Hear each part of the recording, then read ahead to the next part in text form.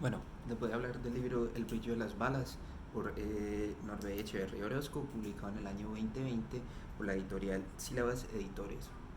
El libro está dividido en 5 partes. La primera parte es una forma de introducción hacia el autor hecha por su profesor de la universidad, César Alzate, el cual le apoyó mucho en su proyecto de escribir y del mundo del periodismo mientras el estudiante estudiaba comunicación social en la Universidad de la Antioquia. Eh, la idea que se nos hace mediante el libro del autor es que es una persona muy dedicada, que siempre había tenido un alto interés en el mundo del periodismo, hacia entender el mundo, hacia dar la historia a las personas, hacia dar a entender la realidad que todos viven, que no es la misma. Y eso se hace más evidente al más leer el libro. Y se hace una buena idea uno de el amor con el que el autor escribe dicho libro. Eh, Me gustó mucho la manera de la cual él manejó las historias de manera distinta, no tan solo en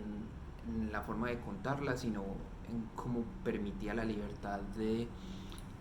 la persona entrevistada a expresarse. Entonces, la manera en que quiero decir esto es como, por ejemplo, con la profesora Marta, a ella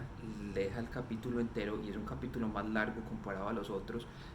completamente en primera persona. Ella recuenta todo lo sucedido antes y después de tener a su hijo y la violencia por la cual tuvo que pasar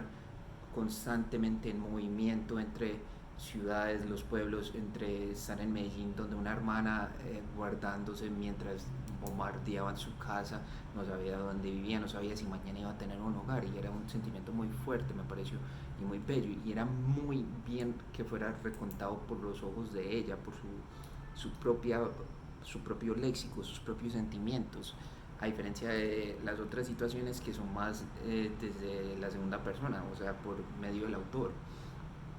Pero es bastante entendible, ya que, por ejemplo, en la situación de Camilo Andrés, que es una historia bastante interesante, una persona que comenzó a temprana edad con la madre siendo matada por unos paramilitares, a luego terminar en el mundo del narcotráfico, en manejar dinero, manejar la mata, la coca, todo eso de manera sucia. En palabras de él mismo, terminó siendo un gamín. La historia no se podría haber dicho por ojos de él, ya que en ese momento él actualmente se encuentra en la prisión y él mismo no creo que podría haber dado una retrospectiva de la situación sin una opinión propia, como influenciando mucho los hechos,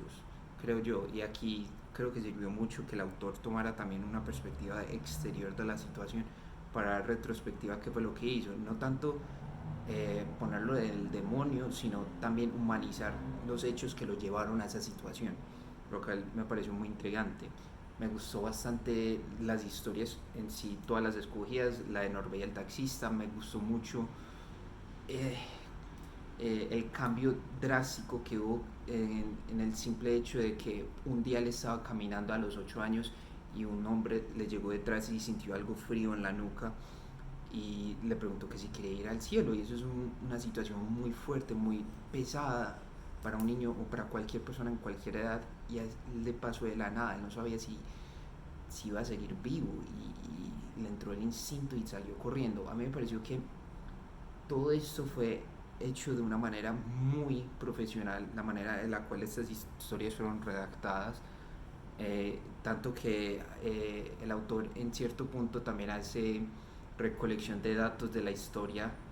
que hizo el presidente en tal momento, que estaba haciendo el Congreso en tal momento, qué noticias importantes pasaron en ese momento, mediante sucedía la historia, para dar una idea del mundo en ese entonces, además de la perspectiva del entrevistado. Si fuese a decir algo que me disgustase, fue que me hubiese gustado que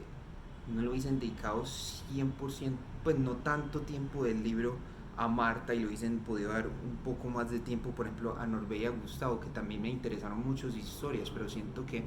fueron un poco más reducidas debido a la longitud que tuvo la historia de Marta, cuando había puntos en los que la historia no lleva a algún punto de interés, además del que ya habíamos concluido. Pero además de eso me pareció que el libro es un libro que se debería leer no solamente por lo bello que es escrito y lo bien narrado que está, sino porque es un libro que da una retrospectiva profunda de lo que es el mundo de la violencia, del narcotráfico, de la guerrilla, de los paramilitares, del ejército, de los falsos positivos, de la influencia de todo eso, de la vida de los campesinos, de las personas que no viven en lo urbano, de la gente que tiene que pelear constantemente para demostrar que no están apoyando el narcotráfico, la guerrilla ante el gobierno mismo, o no estar apoyando un lado o el otro, o si estás conmigo, estás con él, estar en una posición en la que siempre estás a una mala decisión de terminar muerto. Y me parece que es necesario entender esto para entender los problemas del país y poder empatizar con las otras personas y saber qué hacer con el futuro del país. Muchas gracias.